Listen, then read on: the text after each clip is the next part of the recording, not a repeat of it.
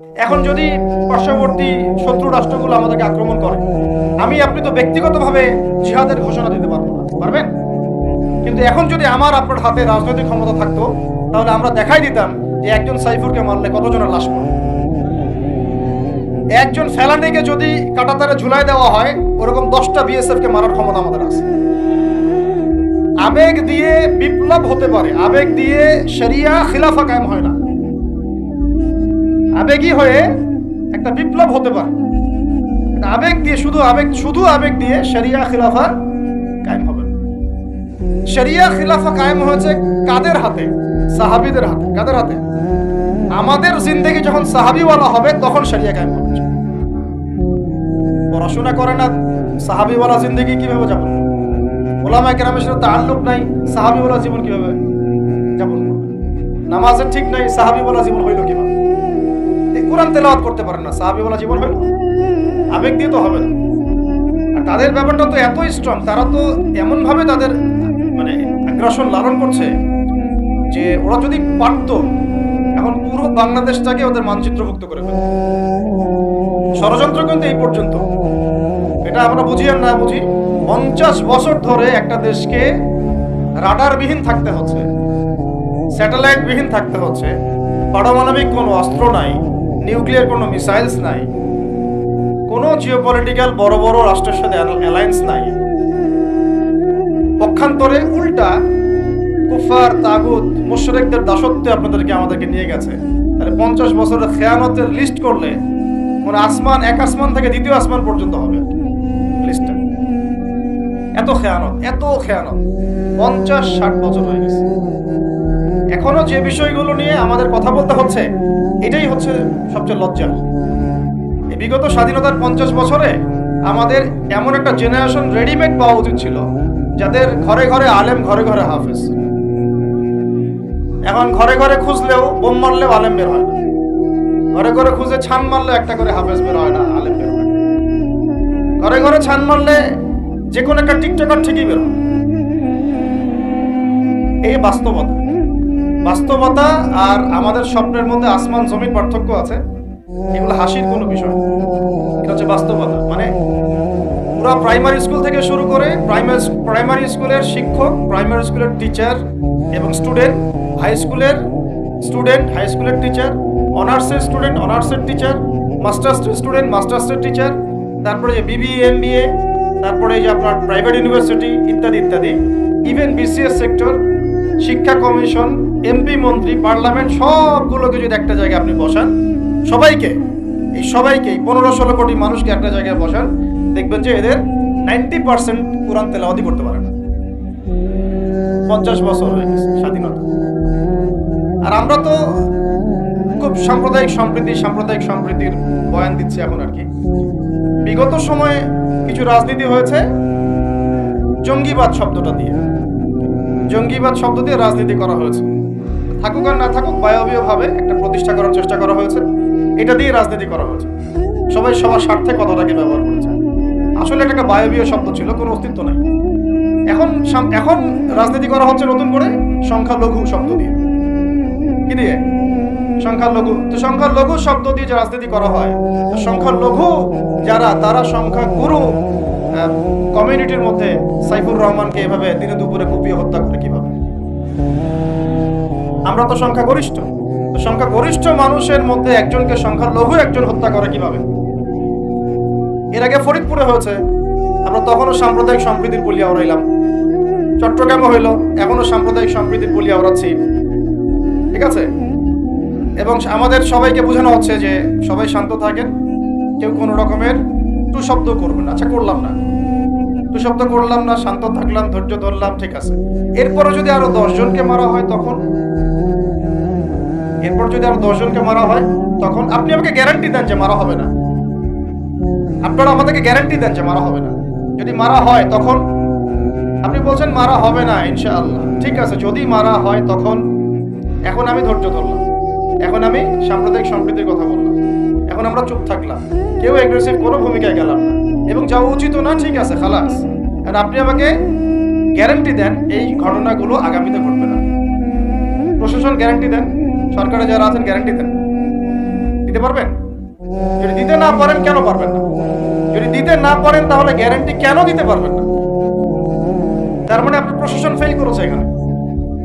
সেই ভাইকে হত্যা করা হয়েছে, সেই ভাইয়ের হত্যাকারী যদি 20 জন 30 জন হয়, প্রশাসনের পক্ষে এটা কোনো বিষয় না 30 জনকে কারাগারে নিয়ে আসা এবং আচ্ছা মতো রিমান্ডে সিদ্ধ ডিম ঢোকানো, কোনো বিষয় না। রিমান্ডে ওলামায়ে কেরামের পা ভেঙে দিতে পারেন, তাহলে এটা কেন পারছেন না? তাহলে আপনারা আসলে আমাদেরকে কানাকে মক্কা দেখাচ্ছেন, আপনারা কানাকে মক্কা দেখাচ্ছেন, এই তো। এখন যদি গ্যারান্টি না দিতে পারেন তার মানে এই সমস্যাটা থাকতে পারে। গ্যারান্টি না দিতে পারার অর্থই হচ্ছে আপনি নিজেই ভয় পাচ্ছেন, নিজেই আপনি শিওর না যে সমস্যাটা আসবে কিনা। কারণ আপনি জানেন যে আমি সমস্যাটাকে ডিল করতে পারি নাই, আসতেও পারে, এই জন্য আমি গ্যারান্টি দিতে পারছি না। আমাদের উপদেষ্টাদেরকে বলেন গ্যারান্টি দিতে যে এরকম ঘটনা আগামী তার কখনো ঘটবে না। আমরা তো সবাই শান্ত আছি, কেউ তো একটা টোকাও পর্যন্ত দেয়নি, কাউকে দিয়েছেন?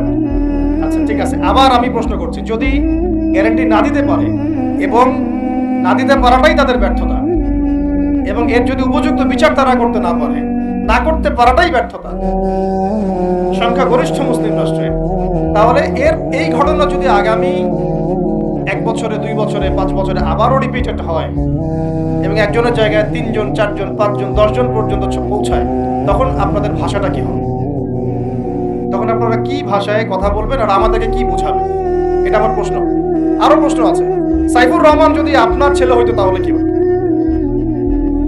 সাইফুর রহমান যদি আমাদের উপদেষ্টাদের কেউ হতো তাহলে কি হতো? সাইফুর রহমান যদি আমাদের যে ওলামায়ে কেরামগণ, শ্রদ্ধার সাথেই বলছি, বিনয়ের সাথে, আপনাদের যদি ছেলে হতো আপনারা কি সেম কথা বলতেন কিনা? সাইফুর রহমান যদি আপনার মেয়ের জামাই হতো তাহলে আপনি সেম কথা বলতেন কিনা? এই জায়গাগুলো তো অনেক গ্যাপস আছে। আমাদের এত স্বার্থপর চিন্তা চেতনা যে আমার তো আর নিজের ছেলে মরে নাই, আমার তো আর নিজের ভাইকে মারা হয় নাই, আপনি তো তাকে আপনার ভাই মনে করতে পারছেন না। এখন পর্যন্ত আপনি সাইফুর রহমানকে আপনার ভাই মনে করতে পারেন নাই, সবাই চুপ। আর আমাদের কিছু সুরসুরি মানহাজের কিছু মানুষ আছে, সুরসুরি আর গিরগিটি মানহাজ, মানে তাগুতের নাম এক্স হইলেও তার পক্ষে, ওয়াই হইলেও তার পক্ষে, জেড হইলেও তারই পক্ষে, সবসময় চুপ। একদম সুরসুরি মার্কা ঠান্ডা ঠান্ডা মানহাজ মানুষকে দেওয়া হয় এবং তারা একটু জনপ্রিয়, এই কারণে জনগণ চুপ হয়ে যায়। তাদের একটা স্ট্যাটাস দেখে মানুষ চুপ। আমার তো আকাবির, আমার তো অমুক, আমার স্কলার এই বলছে, আমার শায়েখ এই বলছে, বাস আমি চুপ। আপনি তো নিজের চিন্তাটাকে বিক্রি করে দিয়েছেন মানুষের কাছে, নিজের চিন্তাটাকে আপনি বিক্রি করে দিয়েছেন। একটা সেলিব্রিটি স্কলার এসে একটা স্ট্যাটাস দিল যে সবাই শান্ত থাকেন, কেউ কোনো কথা বলবেন না। কেন কথা বলবো না আমি? শান্ত থাকেন বলার আগে আপনার বলা উচিত ছিল যে আমার ভাইকে এভাবে মারা হয়েছে, আমি তীব্র নিন্দা জানাই এবং এর বিচার আমি দাবি করি। তারপরে আপনি বলতে পারতেন আপনারা শান্ত থাকেন, আমরা বিষয়টা ডিল করছি। এই যে ব্রেন ওয়াশ, এই যে আমাদের একটা জজবাকে এভাবে দমন করে দেওয়া হচ্ছে, এর ফলাফল কিন্তু আপনাদেরকে ভোগ করতে হবে। আচ্ছা ঠিক আছে, 10 জন মারা হলো চুপ করে থাকেন, ভালো কথা। আরো 100 জন মারা হলে তখনই কি চুপ করে থাকবেন? যদি একটা জেলার উপর আক্রমণ হয় তখনই কি চুপ করে থাকবেন? আপনারা শয়তান থেকে পালাতে চাচ্ছেন, কিন্তু শয়তান তো আপনাকে ছাড়বে না। আপনি কিছু বলেন আর নাই বলেন, আমি বলছি না এখনই বলেন, আমি বলছি আপনি এই হত্যার উপযুক্ত বিচার আমাদের সামনে নিশ্চিত করেন। জাতির সামনে এই 20-30 জন লোককে হাজির করে প্রকাশ্যে ফাঁসি দিয়ে দেখান যে হ্যাঁ আমরা সাইফুর রহমানের পক্ষে আছি। কিছুই করতে পারেন না এই পর্যন্ত, আপনারা কিছুই করতে পারেন না। ফরিদপুরের ঘটনা কিছু করতে পারেন, এরকম ঘটনা বিচ্ছিন্ন না, এরকম ঘটনা বাংলাদেশের লাস্ট 5 বছরে এবং বিগত 15 বছরে অনেকগুলো হয়েছে। কিছু ঘটনা আমরা জেনেছি, কিছু ঘটনা আমরা জানি না, বেশিরভাগই আমরা জানি না। এই যে সমস্যাগুলো আমি সিরাত থেকে কেন বলছি, কারণ সিরাতে আপনাকে এগুলো সমাধান দেবে। আর এই বিষয়টা আমাকে খুব পীড়া দিচ্ছে ভিতর থেকে, যেটা আমাদের আচরণ, আমরা যে এত বেশি মানে দাসত্বের একটা ইয়াতে চলে আসছি, মেজাজটা আমাদের দাসত্বের মধ্যে চলে আসছে। আমরা শত্রুর চোখে চোখ রেখে কথাই বলতে পারি না। শত্রুর চোখে চোখ রেখে কথা না বললে তো সে আমাকে দাম দিবে না।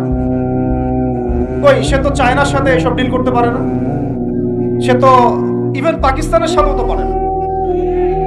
পাকিস্তানে কি খুব মুসলিমদের ঐক্য আছে নাকি? নাই তো। ওর ইন্টারনাল অবস্থা তো আমাদের চেয়ে অনেক সময় খারাপ। কয়েকটা পারমাণবিক বোম আছে, এই কারণে তার দিকে তাকাতে পারে না। স্বাধীনতার 50 বছরে কয়টা মিসাইল তৈরি করলেন? একটাও তো তৈরি করার ফিকির করলো।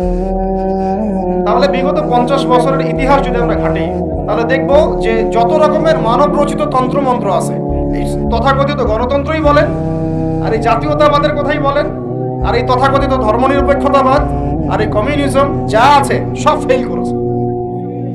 পশ্চিমা সব মতবাদ এখানে এমন ভাবে ফেল করেছে যেটা ইতিহাসে বিরল। তাহলে একটা মাত্র পথ আপনাদের সামনে এখন খোলা আছে, যেই পথ দিয়ে এই সমস্ত সমস্যার সলিউশন আনা সম্ভব। সেই পথটাই হচ্ছে ওই যে লেখা আছে, সিরার আলোকে উম্মার সংকট নিরসন করা। সিরাতের আলোকে যদি উম্মার সংকট নিরসন করতে না পারি, আর কোন রাস্তা আমাদের সামনে খোলা নেই। দিন কায়েমের শর্ত 3টা বলেছেন না? 3 নম্বর শর্তটাই হচ্ছে এটা যদি ইবাদত হয়, দিন কায়েম যদি একটা ইবাদত হয়ে থাকে, তাহলে সেই ইবাদত কবুল হবে শুধু একজন ব্যক্তির তরিকায়। কার তরিকায়? মুহাম্মদ রাসূলুল্লাহ সাল্লাল্লাহু আলাইহি ওয়াসাল্লামের তরিকায়। ইবাদত হতে হবে এক আল্লাহর জন্য, হালাল রিজিক থাকতে হবে, এবং তরিকা হতে হবে কার? মুহাম্মদ রাসূলুল্লাহ সাল্লাল্লাহু আলাইহি ওয়াসাল্লাম। তো মুহাম্মদ সাল্লাল্লাহু আলাইহি ওয়াসাল্লামের তরিকাই হচ্ছে সিরাত, যেটার মধ্য দিয়ে আমরা দিন কায়েম করব ইনশাআল্লাহ। আর কোনো রাস্তা খোলা নাই। যত তন্ত্রমন্ত্র নিয়ে আসো, যত তন্ত্রমন্ত্র, এখন তো 4টা-5টা আছে, আরো যদি নতুন কোনো তন্ত্রমন্ত্র নিয়ে আসে, তারপরেও এই জাতির মুক্তির কোনো পথ নাই সিরাত ছাড়া।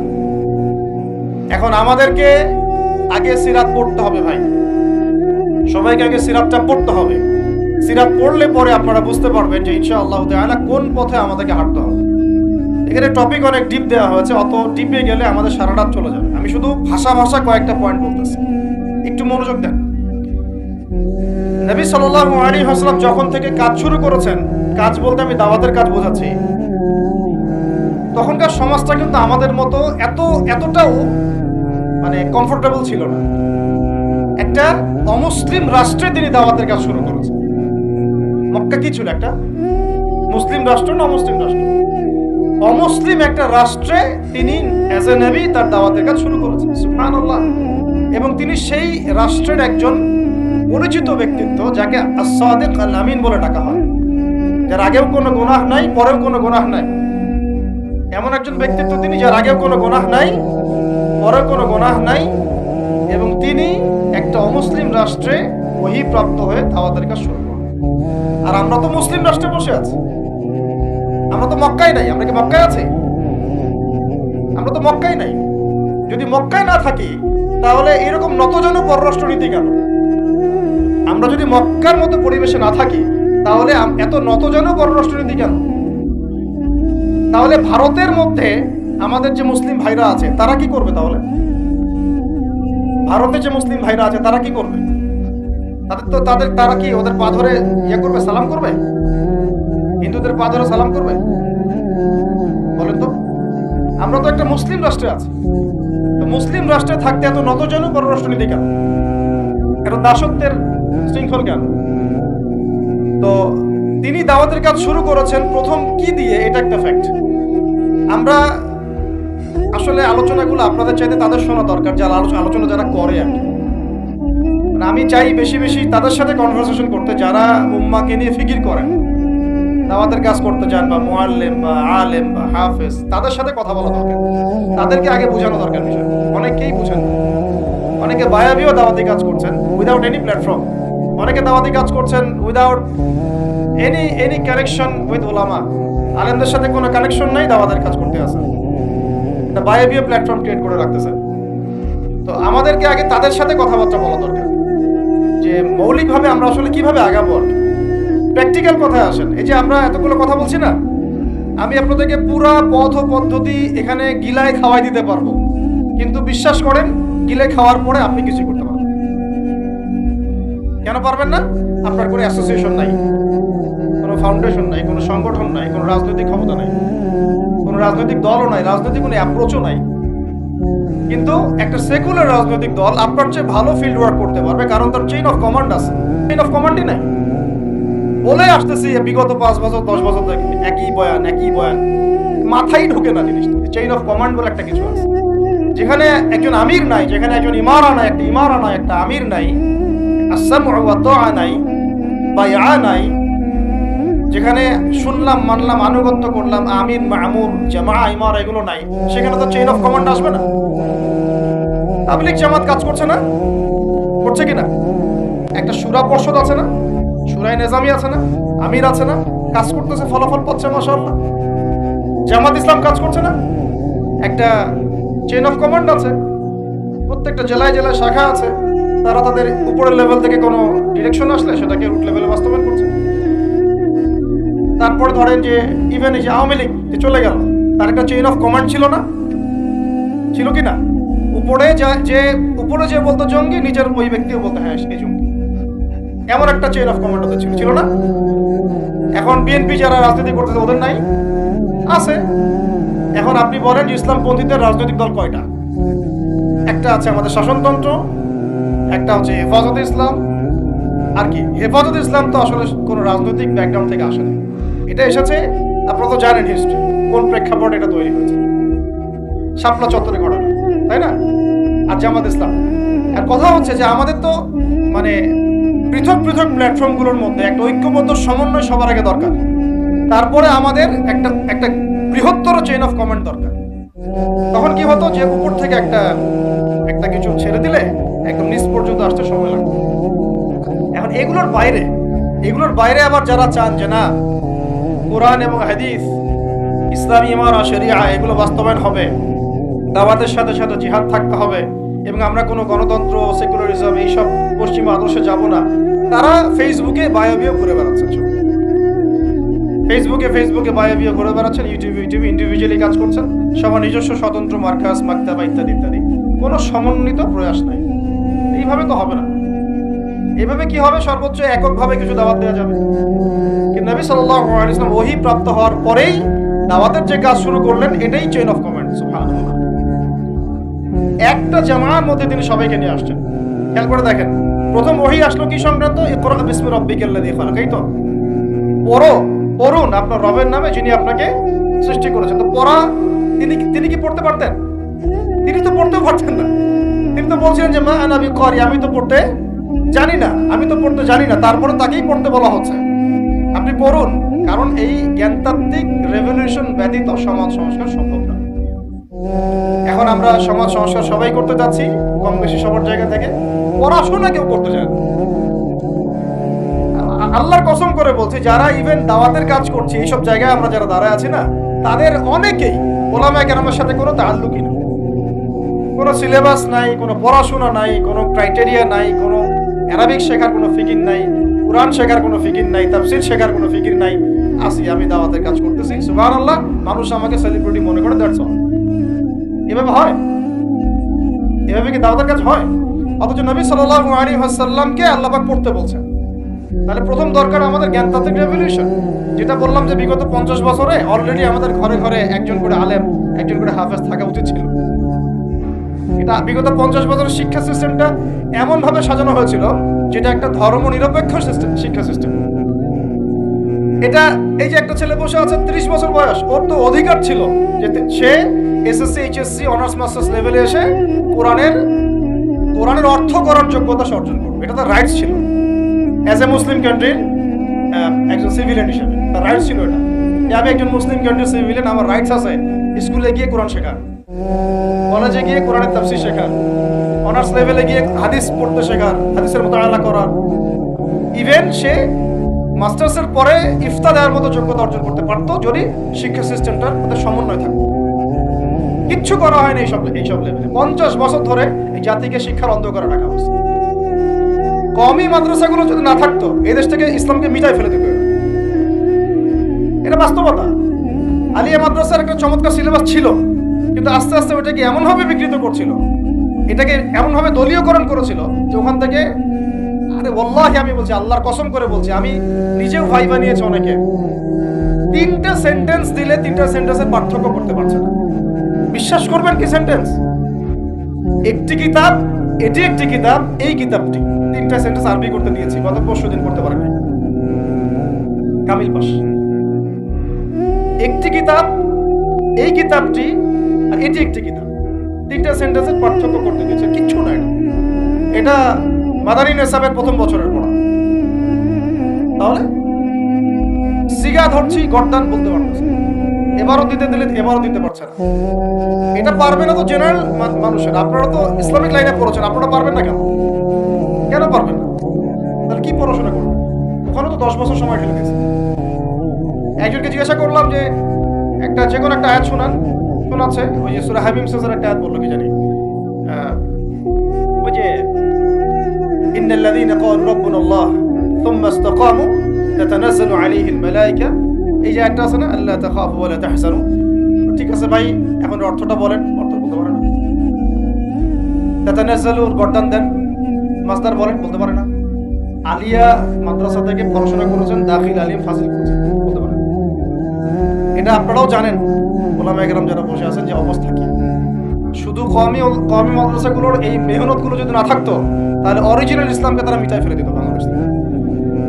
ঠিকই আছে এখন, কিন্তু আমি ওইদিকে যাচ্ছি না, ওইটা অন্য আলোচনা। এটা আমাদের ভিতরের কথা। কথা হচ্ছে একজন জেনারেল শিক্ষিত ছেলে, যে এদেশের মুসলিম নাগরিক, তার রাইটস আছে প্রাইমারি স্কুলে সে কোরআন তেলাওয়াত করা শিখতে পারে নাই। কেন পারে নাই? পিতা মাতাও তো মাশাআল্লাহ সুবহানাল্লাহ সেই কোয়ালিটি। ছেলে 10 বছরে কিছু শিখুক না শিখুক, বাংলা ইংরেজি অঙ্ক তাকে শিখতে হবে। কোরআন হাদিস এগুলো তো কোনো বিষয় না। এগুলো কোনো বিষয় হলো?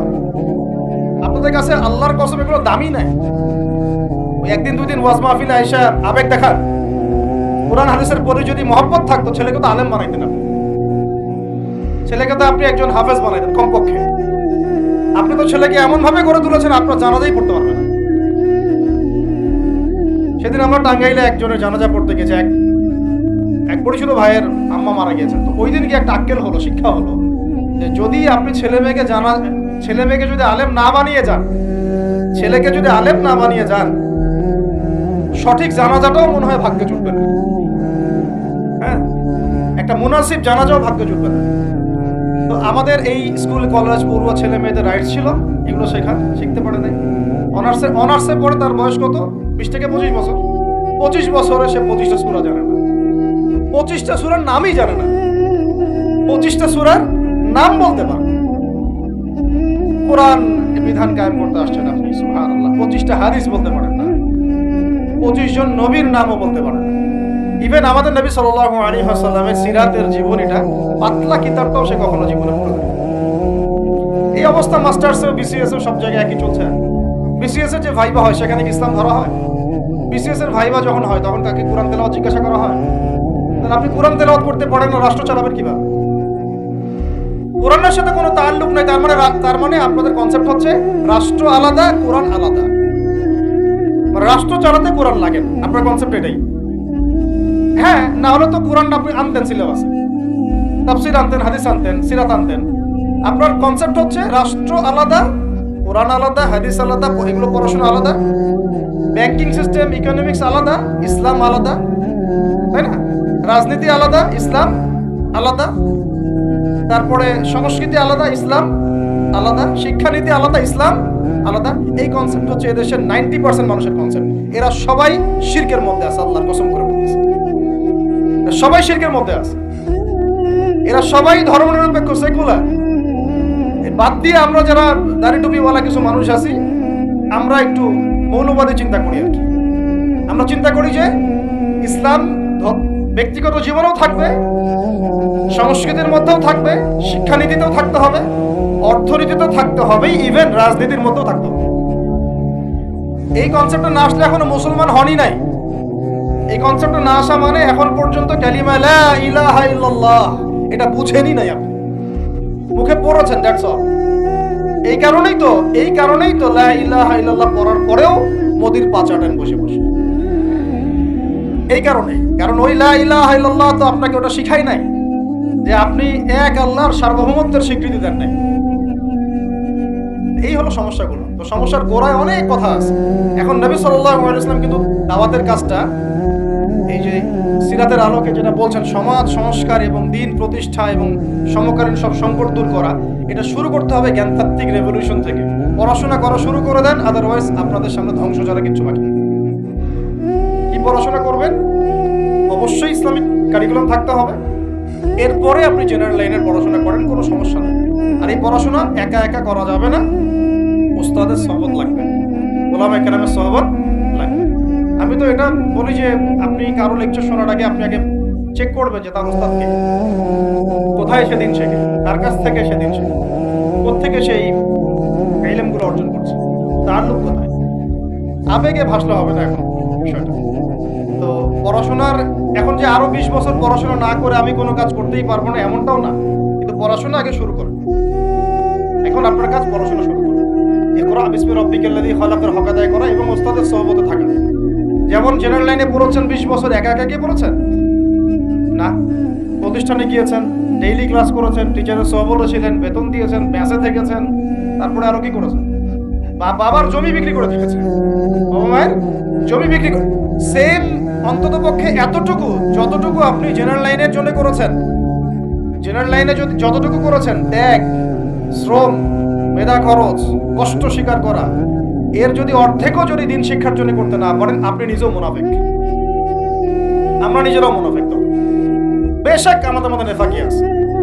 সুবহানাল্লাহ, আপনি একটা ডিগ্রির জন্য একবার 20 বছর ঢালতে পারেন, 20 কোটি টাকা ঢালতে পারেন, বাপের জমি বিক্রি করতে পারেন, বেঁচে থাকতে পারেন, ঢাকা বিশ্ববিদ্যালয়ের সেই লাইফ লিড করতে পারেন, এক বিছানায় 2 জন থাকি, ফ্লোরের মধ্যে ফ্লোরিং করে থাকা, হাজার হাজার লাখ লাখ টাকা খরচ করা, কষ্ট করে সকালে ওঠা, রাত জাগা, পড়া, পরীক্ষা দেওয়া, অ্যাসাইনমেন্ট, কত কি। আমি তো জানি এগুলো, আপনারা তো অনেকে না জানেন, আমি তো জানি, আমরা তো ইউনিভার্সিটিতে পড়ছি। এই পরিশ্রমগুলো আপনি করছেন অনলি ফর একটা সার্টিফিকেট আর একটা চাকরির জন্য, আর এর 10% কেন 5% আপনি করতে চান না দিনী শিক্ষার জন্য। তো আমি মুনাফিক না হলে এই পৃথিবীতে আর মুনাফিক কে আছে? এই মুনাফিকদেরকে দিয়ে আপনি দিন কায়েম করবেন নাকি? শোনেন, আবেগ দিয়ে বিপ্লব হয়। আবেগ দিয়ে কি হয়? আবেগ দিয়ে বিপ্লব হতে পারে, আবেগ দিয়ে শরিয়া খিলাফা কায়েম হয় না। আবেগী হয়ে একটা বিপ্লব হতে পারে, আবেগ দিয়ে শুধু আবেগ দিয়ে শরিয়া খিলাফা কায়েম হবে না। শরিয়া খিলাফা কায়েম হয়েছে কাদের হাতে? সাহাবীদের হাতে। কাদের হাতে? আমাদের জিন্দেগি যখন সাহাবীওয়ালা হবে তখন শরিয়া কায়েম হবে। পড়াশোনা করে না, সাহাবীওয়ালা জিন্দেগি কিভাবে যাবে? উলামায়ে কেরামের সাথে তাআল্লুক নাই, সাহাবীওয়ালা জীবন কিভাবে যাপন? নামাজের ঠিক নাই, সাহাবীওয়ালা জীবন হইল কিভাবে? কোরআন তেলাওয়াত করতে পারেন না, সাহাবীওয়ালা জীবন হইল? দিনের জন্য আমর বিল মারুফ নাহি আনিল মুনকারের কাজ নাই, ওই যোগ্যতাও নাই, তাহলে সাহাবীওয়ালা জীবন হইল কি? চেহারা সুরতের মধ্যে ইসলাম নাই, সুন্নতের প্রতি পাবন্দি নাই, সাহাবীওয়ালা জিন্দেগি হলো কি? সাহাবীদের হাতে বদর যুদ্ধ হয়েছে, জয়লাভ করেছে। উহুদ প্রায় জিতেইছে, এটা জিতেই বলা যায়, সাময়িক বিপর্যয় হয়েছে। খন্দক, খায়বার, মুতাইয়ার মুখ কাঁপিয়ে দিয়েছে কারা? সাহাবীরা। সাহাবীওয়ালা ঈমান, সাহাবীওয়ালা আমল, সাহাবীওয়ালা আখলাক, সাহাবীওয়ালা মেহনত হলে পরে বাংলার মাটিতে দিন কায়েম হবে। না হওয়া পর্যন্ত এই লাভঝাপ করতে থাকা, আজকে এই বিষয় কালকে ওই বিষয়, আজকে এই ইস্যু কালকে এই ইস্যু, এগুলোই চলতে থাকে। আমরা এটা চাই না। আমরা চাই এখন যেহেতু দাওয়াতের একটা সুবর্ণ সুযোগ আমাদের সামনে এসেছে, এখন যেহেতু আল্লাহ পাক, এটা আল্লাহ পাকের রহমত, এখানে সবাই ক্রেডিট নেওয়ার প্রতিযোগিতায় লিপ্ত আছে। আমার ক্রেডিটে হয়েছে, আমি এই করেছি, আমি সেই করেছি। এখন তো এমন দেখা যাচ্ছে যে ওই সময় কিছু বলেও নাই, সেও এসে এখন প্রধান উপদেষ্টার পাশ আসতেছে বসে বসে। কি সুবহানাল্লাহ, মানে রক্ত দিল এক ভাই, মানে বছরের পর বছর কারাগারে পচে মরল একদল, বছরের পর বছর, দিনের পর দিন, মাসের পর মাস আয়না ঘরে ধুকে ধুকে মরল আর একদল। ঠিক আছে, বললাম তখন থেকে বের হলে কেউ সুস্থ থাকে না। বছরের পর বছর মামলা মোকদ্দমা হচ্ছে একদল, এক একজনের ঘাড়ে 3টা 4টা 5টা 10টা 20টা করে মামলা। হ্যাঁ, তারপরে বছরের পর বছর এই ফ্যাসিজমের বিরুদ্ধে দাঁড়ানোর কারণে দেশ থেকে বিতাড়িত হয়েছে একদল, হয় নাই? শাপলা চত্বরে রক্ত দিয়েছে আর একদল। তারপরে এই ছাত্র ভাইদের হাজার হাজার পঙ্গু হয়ে পড়ে আছে বিভিন্ন জায়গায় আর একদল, আর শত শত মানুষ রাস্তায় প্রাণ দিল আর একদল, আর উড়ে এসে জুড়ে ক্ষমতায় বসলো আর একদল। সার্কাস চলতেছে, এবং এখন তাদের লেজুর ভিত্তি করতেছে আরেক দল, তাদের লেজুর ভিত্তি করতেছে নতুন আর একটা সম্প্রদায়, নতুন এক প্রাণী। চক্ষুর লজ্জাও নাই এদের, চক্ষুর লজ্জাটুকু না। আগে যখন এক তাগুত ছিল তখন তার পাচারত, সুবহানাল্লাহ, এবং ওই তাগুতের এগেইনস্টে যদি কেউ কথা বলতো তাকে বলতো খারেজি। কি বলতো? আগে যে তাগুত ছিল তার পাচারত আর কি, এবং তার এগেইনস্টে যদি কেউ কথা বলতো তখন ওই তাগুতের দালালি করে মানুষকে বলতো খারেজি, অমুক গোষ্ঠী তমুক গোষ্ঠী। হ্যাঁ, তারপরে যখন এই বিদ্রোহগুলো হতে হতে হতে বিদ্রোহ করা বলতে আবার হারাম। বিদ্রোহ করা কি? বিদ্রোহ করা হারাম, রাষ্ট্রের সরকারের বিরুদ্ধে প্রতিবাদ করা হারাম, নাজায়েজ, করলে হবে খারেজি। কিন্তু ছাত্র ভাইরা যখন আন্দোলন করে ওই সরকারকে পতন ঘটায় দিল, তখন আবার নতুন যে সরকার আসছে ওর পাঁচাটা আবার ফরজ। কি বুঝলেন? কি বুঝলেন? এই চলতেছে। আবার বুঝাই, এক তাগুত ছিল, সেই তাগুত আল্লাহ বিরোধী কাজ করত, কিছু ভাই এর প্রতিবাদ করত, যারা প্রতিবাদ করতো ওদেরকে এরা বলতো খারেজি, এদের মানহাজ ঠিক নাই, আকীদা ঠিক নাই, এর উগ্র, ইত্যাদি ইত্যাদি। এবং তাদের কারণেই কিন্তু এই ভাইগুলোকে আয়না করে যেতে হয়েছে। এটা খোলামেলা বলে দিলাম, এদের কারণেই এই ভাইদেরকে কোথায় যেতে হয়েছে? আয়না করে যেতে হয়েছে। তারপরে ছাত্র ভাইরা দেখা গেল যে বিপ্লব করে প্রতিবাদ করে একদম এই সরকার ফেলে দিল। ফেলে দেওয়ার পরে যখন আবার নতুন কেউ আসলো, এই নতুন যারা আসলো তাদের পাঁচাটা আবার ফরজ হয়ে গেল। তখন হইল ফতোয়া কি? সরকার আনুগত্য করা ফরজ। ইসলাম শিখতেছেন এদের কাছ থেকে আপনারা অনেকে। দেখ, আমি এগুলো বলতে গেলে একটু হাইপার হয়ে যায়, আল্লাহ পাক মাফ করেন।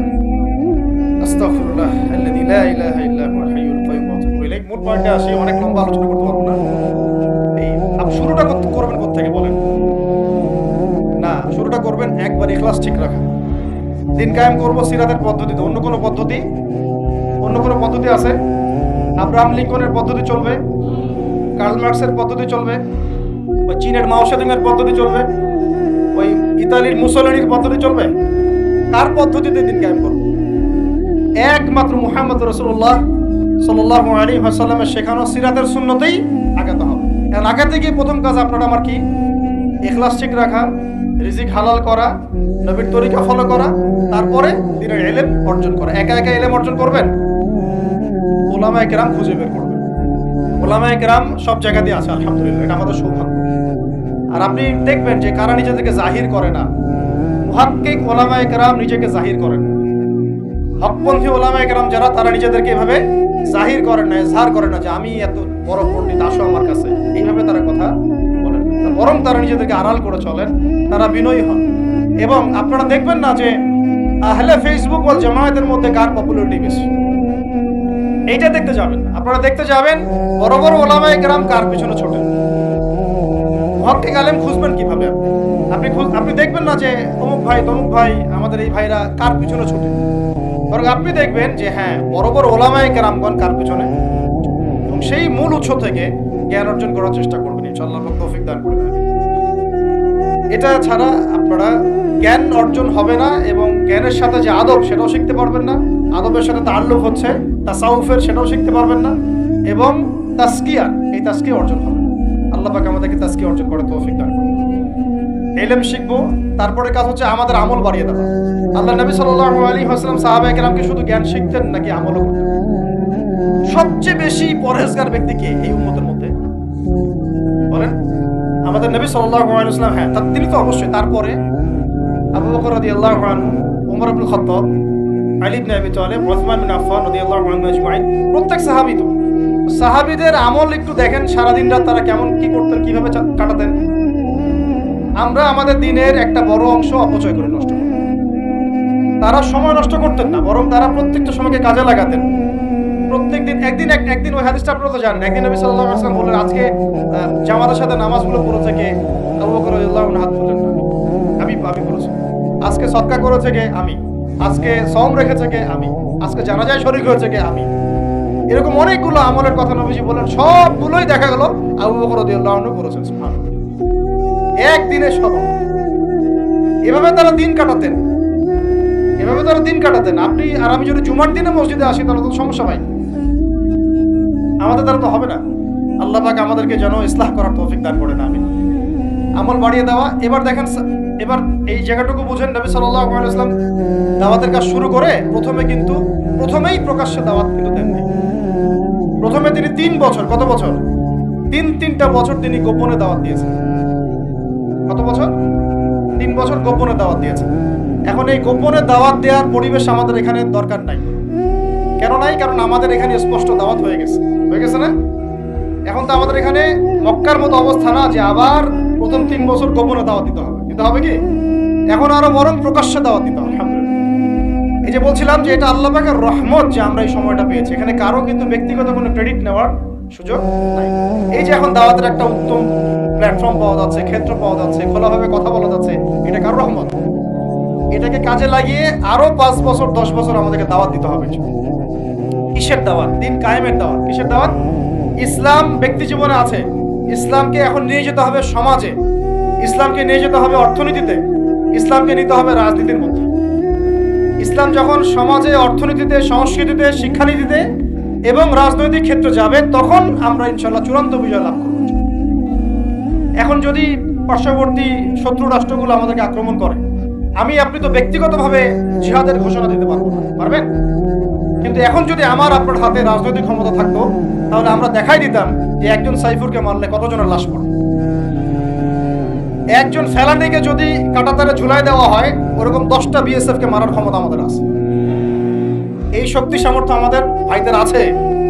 আমাদের দাওয়াতের কাজ শুধু আমভাবে জনগণের মধ্যে করলে হবে না, পুলিশের মধ্যে দাওয়াতের কাজ করতে হবে, র্যাবের মধ্যে দাওয়াতের কাজ করতে হবে, আমাদের আনসারদের মধ্যে দাওয়াতের কাজ করতে হবে, বিজিবির ভাইদেরকে প্রশিক্ষিত করতে হবে। সবচেয়ে বড় কথা, আমাদের সেনাবাহিনীকে, বিমান বাহিনীকে শক্তিশালী করতে হবে। অত্যাধুনিক অস্ত্র তাদের হাতে থাকতে হবে এবং তাদের মধ্যে সবকিছুই আছে, মাশাআল্লাহ, পোটেনশিয়াল আছে, প্রতিভা আছে, শারীরিক শক্তি আছে, ট্রেনিং আছে। ঈমানটাকে মজবুত করতে হবে, তাদেরকে ঈমানের দাস দেওয়া লাগবে। আপনারা যারা শুনবেন এগুলো লেকচার অনলাইনে গেলে শুনবেন, তারা ইনশাআল্লাহ শুধুমাত্র জাতিসংঘের একটা মিশনকে জীবনের লক্ষ্য বানাবেন না। আপনারা জাতিসংঘের একটা মিশনে যাওয়া আপনার জীবনের লক্ষ্য না।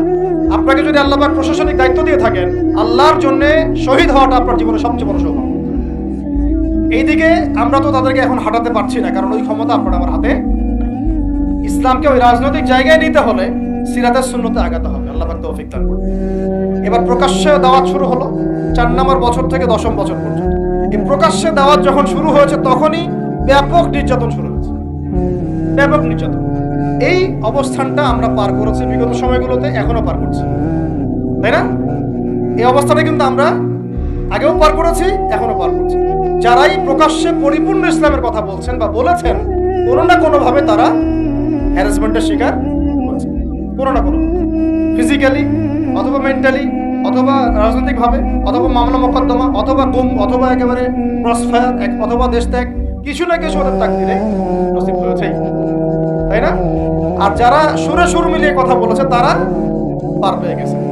ওই যে বললাম, আগেও তলা চাটা, এখনো তলা চাটা। ওটা হচ্ছে মানে তেল মারা মান হাজার, তৈলাক্ত মান হাজার। যেই থাকুক, এক্স থাকলেও আমি তেল মারবো, ওয়াই থাকলেও তেল মারবো, জেড থাকলেও তেল মারবো। কারণ তেল মারা আমার জন্য ফরজ এবং তৈলাক্তদের আনুগত্য করা আমার জন্য ফরজ। ওদের বিরুদ্ধে কথা বললে আপনি আবার হয়ে যাবেন খারেজি। একই জিনিস, একদল গিয়ে গুলি করা শুরু করলো মাজলুমদের উপর। তারপরে মাজলুমরা আর থাকতে না পেরে অস্ত্র হাতে নিয়েই ফেললো। লাঠি সেটাও তো অস্ত্র নাকি? এবং তাদের একজন তো বলেছিল, আমাদের পরবর্তী প্ল্যান ছিল যদি তারা স্কিপ না করতো, আমরা সশস্ত্র অবস্থান নিতাম। বলেছে কিন্তু মিডিয়াতে একজন, বলেছে না? বলেছে। যাই হোক, এদিকে যখন জালেম আক্রমণ করেছে, তখন মাজলুম তো প্রতিবাদ করেছে, করে নাই? এই আক্রমণের প্রতিবাদের রাস্তায় কিন্তু বহু মানুষ মারা গেছে। জালেমদেরও মরেছে, মাজলুমদেরও মরেছে। কেন পুলিশ ভাইদেরকে কি মারা হয় নাই? কারণ তারা জালেমের পক্ষ নিয়েছিল। সে কি অমুসলিম ছিল না মুসলিম? ও মুসলিম ছিল, কিন্তু কালিমা পড়া মুসলিম, তাই না? সেও কালিমা পড়া মুসলিম, জালেমের পক্ষ নিয়েছে। আর এদিকে আমাদের মাজলুম ভাই, যাদের উপর গুলি চালানো হয়েছে। এখন মাজলুম ভাইরা শেষমেশ লাঠি সোটা হাতে নিতে বাধ্য হয়েছে। এবার কনফ্লিক্ট হলো, জালেমও মরলো কিছু, মাজলুম তো মারা গেছে। এখন এই কনফ্লিক্টে কিন্তু আমাদের ইসলামিক স্কলারশিপ অফ ইসলামের কিছু কিছু ব্যক্তি, তারা কিন্তু এখানে মাজলুমদের কাউকে কিন্তু খারেজি বলে নাই, বলেছে? মাজলুমদের কাউকে কিন্তু তারা সন্ত্রাসী, জঙ্গি সব শব্দ ইউজ করে নাই। কিন্তু এটা যদি দাড়ি টুপি বলা কোনো মানুষ করতো, তাহলে খবর ছিল। অতএব শুভঙ্করের ফাঁকিগুলো বোঝার চেষ্টা করুন। এইভাবে আমাদেরকে ধোকায় ফেলা হচ্ছে, এইভাবে পুরো জাতির তরুণ প্রজন্মের জিহাদি জজবা ধ্বংস করে দেওয়া হচ্ছে। এইসব থিওরি, এইসব তত্ত্ব দিয়ে, এইসব ফতোয়াবাজি করে পুরা 16 কোটি মানুষের জিহাদি জজবাটাকে নষ্ট করে দেওয়া হচ্ছে। অন্যায়ের প্রতিবাদ করলেই আপনাকে জঙ্গি বলে দেওয়া হবে, অন্যায়ের বিরুদ্ধে কথা বললেই আপনার উপরে এইসব চলে আসবে। অথচ গণতান্ত্রিক পদ্ধতিতে যখন তারা লড়াই করছে, এটা তখন জায়েজ হয়ে যাচ্ছে। তখন 100টা মরলেও জায়েজ, 1000 মরলেও সুবহানাল্লাহ। আর এখানে সাইফুর রহমানকে মারা হয়েছে, দুই একজন ভাই যদি একটু কড়া গলায় কথা বলে, বাকিরা বলছে এত গলা বড় করার দরকার নেই, আস্তে করে কথা বলেন, অপেক্ষা করেন। শয়তান থেকে পালাচ্ছেন তো, শয়তান তো আপনার থেকে পালাবে না, শয়তান আপনাকে ধরবে। আপনি শয়তান থেকে পালাতে যাচ্ছেন তো, এটা একটা সাপ, এটা কি একটা, এখন যেটা দেখছেন এগুলো সাপের লেজ, এগুলো কি, এগুলো সব সাপের লেজ। সাপের মাথা কোথায় জানেন? একদম দিল্লিতে। সাপের মাথা কোথায়? এখন এই সাপের লেজ নিয়ে আপনার এত ভয়, মাথা আসলে যে কি করবেন আল্লাহই ভালো জানে। কথা হচ্ছে যে এই সাপের লেজ আপনি কাটবেন কিভাবে? কাটতে হলে একটা অস্ত্র লাগবে, সেই হাতিয়ার, সেই তরবারের নামই হচ্ছে ইসলাম, সেই তরবারের নামই সিরাত। এর বাইরে কোনো তরবাল নাই। আজকে যদি লেজ কাটতে পারেন, কাল মাথাও কাটতে পারবেন ইনশাআল্লাহ। এখন যদি লেজের কাছে হেরে যান, মাথা কাটতে পারবেন। এখন আপনি শয়তান থেকে পালাতে যাচ্ছেন, কিন্তু শয়তান আপনার থেকে পালাবে না, ও আপনাকে ধরবে। আজকে 10, কালকে 20, যদি কালকে আল্লাহ না করে 100 হয়, তখন দেখবো আপনাদের বিবৃতি কেমন। আপনারা কোন ভাষায় কথা বলেন সেটা দেখার অপেক্ষা আছি আমি। উপযুক্ত শাস্তি নিশ্চিত না করা হলে এগুলো লাই পাবে না, বেশক লাই পাবে। এবং শাস্তি কি উপযুক্ত নিশ্চিত করা হয়েছে কিনা এখন পর্যন্ত আমরা দেখিনি। ফরিদপুরের ঘটনা তো দেখিনি, এর আগের ঘটনাগুলো তো আমরা কিছু দেখিনি। অতএব আমরা এই জায়গায় অনেক বেশি কনসিয়াস যে আপনারা আগে এক নৌকায় পা রেখেছিলেন, এখন আবার 2 নৌকায় পা রাখলেন কিনা। আগে তো পা রেখেছিলেন শুধুমাত্র এক নৌকায়, ভারতীয় নৌকায় আর কি, আর এখন পা রাখতেছেন ভারতীয় নৌকায় পাশাপাশি আমেরিকান নৌকায়। 2 নৌকায় 2 পা রাখতেছেন। যখন 2 নৌকায় 2 পা থাকবে, তখন কিন্তু ডোবা আরো বেশি সহজ হয়ে যাবে, এটাও মাথায় রাখেন। তখন কিন্তু পা রাখারও জায়গা পাবেন না। এই জিনিসগুলো আমাদের ভালো করে বোঝা দরকার। আল্লাহ পাক আমাদেরকে বোঝার তৌফিক দান করুন। আমাদের কাছে কোরআন আছে ভাই, দ্বীন ইসলাম আছে, নবীর সুন্নাত আছে, আমাদের কোথাও যাওয়ার দরকার নাই। এই সহজ কথাটা আমরা বোঝাতে পারতেছি। সহজ কথা, আমাদের কাছে কোরআন আছে, হাদিস আছে, রাসূলের সিরাত আছে, সুন্নাত আছে, বরেণ্য উলামায়ে কেরাম আছেন, দেশে 16 কোটি মুসলিম তাওহীদি জনতা আছে। কোথাও যাওয়ার দরকার নাই। আমরা আমাদের দেশের ভাগ্য ইনশাআল্লাহ করে নিতে পারবো ইনশাআল্লাহ। কারো দালালি করার কোনো দরকার নেই আমাদের। দুঃখজনক হচ্ছে এত কিছুর পরেও, আল্লাহর কসম, এত কিছুর পরেও এখন পর্যন্ত আমাদের দেশটা ভারতীয় দালাল মুক্ত হইতে পারল না। প্রত্যেকটা ডিপার্টমেন্টে এখন ওদের দালাল বসেই আছে। ভাই একটা নামাজ পড়বে না, নামাজ পড়ার জন্য জায়গাটা পাক লাগবে না, কাপড়টা পাক লাগবে না, নাপাক কাপড়ে নামাজ হবে, নাপাক জায়গায় নামাজ হবে। একটা প্লেট নিয়েছেন, খাবার খাবেন, বিরিয়ানি খাবেন, তো বিরিয়ানি খাওয়ার আগে প্লেটটা পরিষ্কার করবেন না? প্লেট যদি পরিষ্কার না হয়, সেখানে বিরিয়ানি খাওয়া যাবে? দেশটা তো পরিষ্কার হচ্ছে না। আগে দেশটা পরিষ্কার করেন, তারপরে বিরিয়ানি খাওয়া যাবে। বরং এখন আমরা ওই ময়লাদের সাথে আপোষ করে চলার চেষ্টা করছি। আবার কেউ তো নিজের গিরগিটি রং পাল্টায় ভিতরে ঢুকে গেছে, এর পথ আছে না এরকম? আপনারা সবাই বুঝেন, এগুলো আমি খোলামেলা বলার প্রয়োজন নেই। মূল কথা হচ্ছে, একটা বিষয়কে পবিত্র না করে একটা জমি চাষ করব, আগে আমাকে ওই জমিটাকে সার দিতে হবে, কীটনাশক দিয়ে ওটাকে দূর করতে হবে। জমি পবিত্র না করলে এখানে পবিত্র বৃক্ষ রোপণ করা যাবে না। সিম্পল একটা কথা, আপনি বিরিয়ানি খান আর যাই খান, পাত্র পরিষ্কার করতে হবে। এই পাত্র এখনো পরিষ্কার হয় নাই। আল্লাহ পাক আমাদেরকে প্রত্যেকটা মহল থেকে এই বিজাতীয় দালালদেরকে দূর করার তৌফিক দান করুন। এই দেশের ভাগ্য আল্লাহ করবেন ইনশাআল্লাহ। যদি আমরা আমাদের সিরাতের উপর থাকি, রাসূলের সিরাতের উপর থাকি, কোরআন সুন্নাহর উপর থাকি এবং ঐক্যবদ্ধ থাকি, আমাদেরকে পরাজিত করতে পারার মতো কোনো জাতি নাই ইনশাআল্লাহ, পারবে না ইনশাআল্লাহ। এটা আমাদের কনফিডেন্স থেকে বলা না, এটা আমাদের পূর্ণ ইয়াকিন থেকে বলা। কিন্তু সমস্যা হচ্ছে আমরা ওই রাস্তায় হাঁটতেই পারতেছি। আল্লাহ পাক আমাদেরকে সেই হিকমা এবং প্রজ্ঞা দান করেন। আল্লাহ পাক উপযুক্ত নেতৃত্ব আমাদের সামনে নিয়ে আসেন, এবং দোয়া করি আমরা যেন ইসলামপন্থী সরকার আল্লাহ পাক আমাদের সামনে নিয়ে আসেন, যাদেরকে সামনে রেখে আমরা এই পুরো দেশ জুড়ে ইসলামী শরিয়া প্রতিষ্ঠার মেহনত করতে পারি। আল্লাহ পাক সে তৌফিক দান করেন। তো শেষ কথাগুলো হচ্ছে এরকম যে এই 10 বছরে প্রচুর নির্যাতন হয়েছে, কিন্তু ইসলাম কিন্তু থেমে যায় নাই। যখন হামজা এবং ওমর রাদিয়াল্লাহু আনহুর মতো মানুষের ইসলাম কবুল করেছেন। আরেকটা কথা মনে রাখবেন, আমাদের নবীজি কিন্তু সাল্লাল্লাহু আলাইহি ওয়াসাল্লাম দুর্বল সাহাবীদেরকে হিজরত করতে বলেছিলেন। কোথায়? আবিসিনিয়াতে। কোথায়? আবিসিনিয়ায়। ওখানে একটা হিজরত হয়েছে। আমাদের নবীজি তায়েফে গিয়েছেন, তায়েফবাসী ইসলাম কবুল করে নাই, তিনি আবার ফিরে আসছেন। এই সময়টাতে ইয়াসরিব থেকে 6 জন যুবক আসছিলেন, তরুণদের কথা বলতে বলেছেন। এইখান থেকে আমি আলোচনা শেষ করে দিব। এখানে ইয়াসরিব থেকে 6 জন যুবক, তরুণ যুবক এসে ইসলামের গতিপথটাকে ঘুরিয়ে দিয়েছে। এটা তরুণরা একটু ভালো করে বুঝবেন। মক্কায় কত বছর ছিলাম আমরা? 13 বছর। কত বছর? 13 বছর। এই 13 বছরে কিন্তু আমাদের কোনো রাজনৈতিক ক্ষমতা ছিল না, ছিল কোনো রাজনৈতিক ক্ষমতা ছিল না, এমনকি কোনো সামাজিক ক্ষমতা আমাদের ছিল না। আমরা দাওয়াতের কাজ করছিলাম, তাবলীগের মেহনত করছিলাম, এবং তাজকিয়া অর্জন হচ্ছিল, কোরআন শেখানো হচ্ছিল, দারুল আরকামে দিনের মোজাকারা প্র্যাকটিস হচ্ছে। আমাদের কিন্তু কোনো রাজনৈতিক ভিত্তি মক্কায় নাই। এই কারণে মক্কাতে কিন্তু সশস্ত্র জিহাদেরও আয়াত নাজিল হয় না। হয়েছে? হয় না। মদিনায়, এখন মদিনা থেকে যখন 6 জন যুবক আসলেন, এই 6 জন যুবকের নেতার নাম আসাদ বিন জুরারাহ রাদিয়াল্লাহু আনহু। তিনি এসে যখন বায়াত করছেন নবীর কাছে, তিনি আগে থেকে জানতেন যে শেষ জামানে একজন নবী আসবে। কি আসবে? ঠিক আমরা এখন যেমন জানি যে শেষ জামানে একজন নবী আসবেন, তার নাম হচ্ছে ঈসা আলাইহিস সালাম, যার হাতে বাইতুল মুকাদ্দাস বিজয় হবে এবং এই জায়গায় তিনি ইসলামী খেলাফত কায়েম করবেন, যিনি মাসিহুদ দাজ্জালকে হত্যা করবেন। তারও আগে যেমন ইমামুল মাহদি আসবেন, এটা আমরা যেমন জানি, ওই 6 জন যুবক আগে থেকে জানতেন যে শেষ জামানে একজন নবী আসবেন কুরাইশদের সবচেয়ে বড় গোত্র থেকে, এবং যার নাম হবে আহমেদ। কি নাম হবে? এটা তারা কোত্থেকে জানছেন? আগের তাওরাত ইনজিলে লেখা আছে, আগের তাওরাতে ইনজিলে লেখা আছে। এই জন্য আমরা বলি যে শেষ জামানার জ্ঞান অর্জন করাটা খুব জরুরি, নাহলে আমরা কখন কি হচ্ছে এটা মোটটা বুঝতে পারবো না। এই পড়াশোনাগুলো আমাদের সিলেবাস থেকে আমরা উঠিয়ে দিয়েছি। আমি খুব দুঃখ পাই একটা জিনিস দেখলে, ইভেন মাদ্রাসা সিলেবাসে দাজ্জাল কেন্দ্রিক কোনো সাবজেক্ট নেই। থাকা দরকার ছিল, কারণ শেষ জামানার সবচেয়ে বড় ফিতনাই তো দাজ্জাল। ওইটা সম্পর্কে আমার আলোচনা দরকার ছিল তো। ওই সংক্রান্ত হাদিসগুলো অনেক মিস্টেরিয়াস, ওগুলোর অনেক ব্যাপার আছে, ব্যাখ্যা বিশ্লেষণ যারা দরকার সবার। তা আমরা এটা আলোচনা করছি না। আর আপনাদের শিক্ষা সিস্টেমে তো নাই, জেনারেলদের মধ্যে তো নাই। এখানে তো বললাম 25 বছরের সিরাতই নাই। যাই হোক, আল্লাহ পাক যেন এমন শিক্ষানীতি আমাদেরকে প্রণয়ন করার তৌফিক দান করেন, যার মধ্য দিয়ে একজন ব্যক্তি উভয় শিক্ষা শিক্ষিত হবেন। চল।